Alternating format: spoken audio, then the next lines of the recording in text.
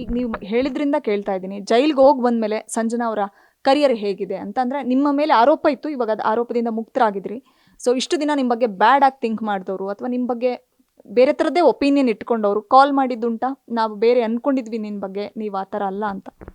ನೋಡಿ, ಕೆಟ್ಟ ಕಾಲದಲ್ಲಿ ಯಾರು ನಮ್ಮ ಕೈ ಹಿಡಿಯಲ್ಲ, ಅವ್ರು ಒಳ್ಳೆ ಕಾಲದಲ್ಲೂ ನಮಗೆ ಅವಶ್ಯಕತೆ ಇಲ್ಲ ಅಂತ ನನಗೆ ಅನಿಸುತ್ತೆ.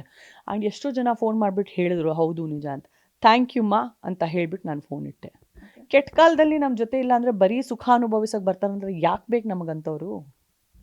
Y do we need them? ಬರೀ ನಮ್ಮ ಸುಖವನ್ನು ಅವ್ರ ಸುಖ ಆಗಿ ಬಳಸ್ಕೊಳಕ್ಕೆ ಬರ್ತಾರೆ, ನಮ್ಮನ್ನೇ ಬಳಸ್ಕೊಳಕ್ಕೆ ಬರ್ತಾರೆ. ನಮ್ಮ ಕೆಟ್ಟ ಟೈಮಲ್ಲಿ ಒಂದು ಕೈಯೂ ಹಿಡಿಯಲ್ಲ, ಬೆರಳು ಹಿಡಿಯಲ್ಲ, ನಮ್ಗೆ ಅವ್ಳು ಗೊತ್ತಿಲ್ಲ ಅಂತ ಓಡೋಗ್ತಾರೆ.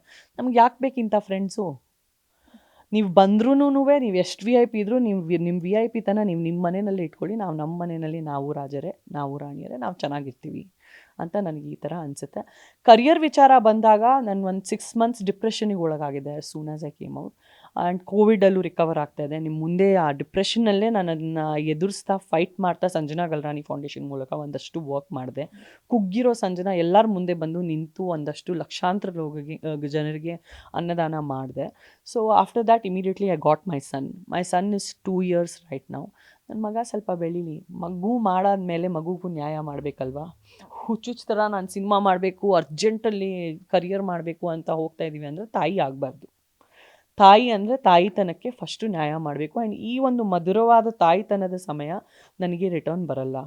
ಒಂದು 3-4 years ಆದರೆ ಸ್ಕೂಲಿಗೆ ಹೊರಟೋಗ್ತಾರೆ. ಅದಾದಮೇಲೆ ನಮಗೆ ಬೇಕಂದ್ರೂ ಮಗು ನಮಗೋಸ್ಕರ ಇವಾಗಿದ್ದಿಷ್ಟು ಟೈಮ್ ಅವಾಗಿರಲ್ಲ. So I am just enjoying my motherhood. Ma'am, ನನ್ನ ಲಾಸ್ಟ್ ಕ್ವಶನು, ದರ್ಶನ್ ಸರ್ ಜೊತೆ ಮಾಡಿರ್ತಕ್ಕಂಥ 2 ಸಿನಿಮಾ ಅಂದರೆ ಯೂಶ್ವಲಿ ಒಂದು ಸಿನಿಮಾಗೆ ಅಷ್ಟೇ ಹೀರೋಯಿನ್ಸ್ ಇರ್ತಾರೆ, 2ನೇ ಸಿನಿಮಾ ಅವರೊಟ್ಟಿಗೆ ಸಿಗೋದು ಕಷ್ಟ, 3ನೇ ಸಿನಿಮಾ ಸಿಗೋದು ಕಷ್ಟ, ಒಬ್ಬರೇ ಹೀರೋಯಿನ್ ಅವ್ರು ಹಾಕ್ಕೊಳ್ಳಲ್ಲ. ಬಟ್ ನಿಮಗೆ ಆ ಥರದ ಆಪರ್ಚುನಿಟಿ ಸಿಕ್ತು 2 ಸಲ ಅವ್ರ ಜೊತೆ ಸ್ಕ್ರೀನ್ ಶೇರ್ ಮಾಡೋದು. ಯಾವುದಾದ್ರೂ ಒಂದು ಮೆಮೊರಬಲ್ ಮೂಮೆಂಟ್, ಇದನ್ನು ನಾನು ಮರೆಯೋದಕ್ಕೆ ಆಗಲ್ಲ, ಸೊ ಈ ಒಂದು ಇದರಿಂದನೇ ನಾನು ಅವ್ರನ್ನ ಇವತ್ತಿಗೂ ಕೂಡ ಅವ್ರ ಪರ ಬ್ಯಾಟಿಂಗ್ ಮಾಡ್ತಿರೋದು ಅಂದರೆ ಯಾವೊಂದು ವಿಚಾರ, ಯಾವೊಂದು ಅಂಶ ಅಂತ? Because I really respect Darshan sir. ಮನಸ್ಸಿಂದ ನಾನು ಅವ್ರನ್ನ ತುಂಬ ಗೌರವಿಸ್ತೀನಿ. ಅವರಿಂದ ನನಗೇನಾದರೂ ಒಳ್ಳೇದಾಗಬೇಕು, ಆಚೆ ಬಂದುಬಿಟ್ಟು ಅವ್ರು ನನಗೆ ಸನ್ಮಾನ ಮಾಡಬೇಕು, ನಾನು ಮಾತಾಡಿದೆ ಅಂತ ಒಂದು ಎಜೆಂಡಾ ಇಟ್ಕೊಂಡು ನಾನು ಇದೆಲ್ಲ ಮಾಡ್ತಾಯಿಲ್ಲ.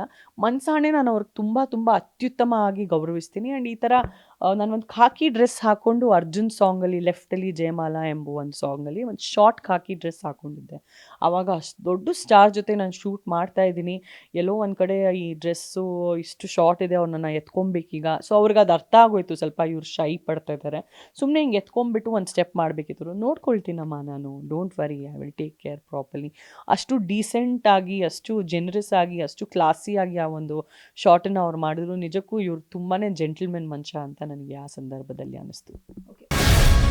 ಗ್ಯಾರಂಟಿ ನ್ಯೂಸ್, ಸುದ್ದಿ ಖಚಿತ, ನ್ಯಾಯ ನಿಶ್ಚಿತ.